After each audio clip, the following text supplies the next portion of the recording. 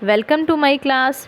Dear students, today I am here with the new accountancy video of class 11.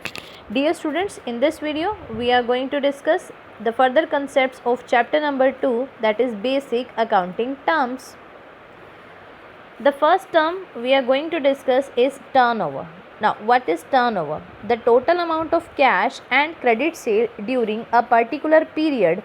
A particular period is called the turnover. It means जब हम cell की बात करते हैं बच्चों, तो सेल का मतलब आपने जो रेगुलर बेसिस पर अपने गुड्स एंड सर्विसेज को सेल किया और बदले में जो अमाउंट रिसीव किया, that amount will be recorded as the sales. ठीक है, लेकिन वो सेल जो है वो हम डेली बेसिस की सेल के बेसिस पर रिकॉर्ड करते हैं, वो हो सकता है मंथली बेसिस पर हो. लेकिन जब हम सेल को रिकॉर्ड करते हैं पूरे ईयर बेसिस पर, यानी हम देखते हैं कि एक साल के दौरान हमारी टोटल सेल कितनी हुई, तो उस टोटल सेल को हम क्या बोलते हैं? टर्नओवर बोलते हैं. तो total amount of cash and credit sale, it will include the cash sale as well as the credit sale during a particular period which is generally the period of 1 year. तो 1 year के दौरान, एक accounting period के दौरान जितनी cell हुई उसके total को हम क्या कहते हैं? Turnover. So we can say sale. Sale का मतलब है एक दिन की सेल, एक महीने की सेल, एक वीक की सेल. लेकिन जब हम पूरे एक अकाउंटिंग पीरियड की सेल को मेजर करते हैं तो that is called the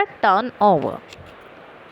now next concept is entry. Now what is an entry?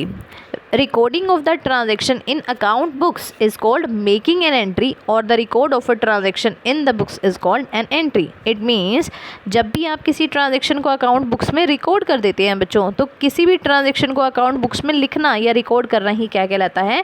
Entry कहलाता है. Next term is insolvent. Now what is insolvent? Insolvent means the person who is not solvent, or we can say a person is said to be insolvent when he or she is incapable to meet all his or her liabilities. यानी जब एक person अपनी liabilities की payment नहीं कर पाता, अपने ड्यूज़ की पेमेंट नहीं कर पाता, he is unable to pay his ड्यूज़, तो उस पर्सन को हम क्या कहते हैं? इंसॉल्वेंट कहते हैं. ऐसे पर्सन की जो एसेट्स होती हैं वो तो कम होती हैं बच्चों, और लाइबिलिटीज़ हो जाती हैं ज़्यादा. यानी उसकी पेमेंट्स उसको ज़्यादा करनी है, लेकिन उसके पास जो उन पेमेंट्स को करने के लिए प्रॉपर्टीज़ और एसेट्स अवेलेबल हैं वो कम रह जाती हैं. तो ऐसे पर्सन को हम क्या कहते हैं? Insolvent. The person who is unable to pay his liabilities is known as insolvent. Now, next term is account. Now, what is an account? An account is a list of all the transactions which are relating to a person, the property, the income, the expenses is called an account. यानी account क्या है? किसी एक person, किसी property या income या expense से related जब भी हम ट्रांजेक्शन्स को एक सेम प्लेस पर रिकॉर्ड करते हैं, जो कि सेम नेचर के ट्रांजेक्शन्स को रिकॉर्ड करते हैं और एक पर्टिकुलर हेडिंग के अंडर रिकॉर्ड करते हैं, तो उसे हम क्या कहते हैं? अकाउंट कहते हैं. जैसे कि बच्चों हमारे बिजनेस में बहुत सारे कस्टमर हो सकते हैं, तो जितने भी ट्रांजेक्शन्स हमारे राम से रिलेटेड होंगे हम उसके लिए बनाएंगे राम का अकाउंट, हम उसके लिए बनाएंगे राम्स अकाउंट. जितने भी ट्रांजेक्शन्स हमारे होंगे श्याम से रिलेटेड हम उसके लिए बनाएंगे श्याम का अकाउंट. जितने भी अकाउंट हमारे होंगे मोहन से रिलेटेड तो we will prepare Mohan's account. तो इस तरह से करते हुए डिफरेंट अकाउंट जो मेंटेन किए जाएंगे, बट एक अकाउंट के अंडर जो ट्रांजेक्शन्स जाएंगी वो सिमिलर नेचर की जाएंगी. सिमिलर नेचर मतलब एक ट्रांजेक्शन जो राम से रिलेटेड होंगी वो सभी राम के अकाउंट में, और जो मोहन से रिलेटेड होंगी वो सभी मोहन के अकाउंट में. तो इस तरह से करते हुए जितनी भी ट्रांजेक्शन सिमिलर नेचर की होंगी वो सिमिलर हेड के अंडर एक प्लेस पर डाल दी जाएंगी. तो that is known as account. Now, next concept is voucher. What is a voucher? Voucher is a written document through which financial transactions are recorded in the books of accounts.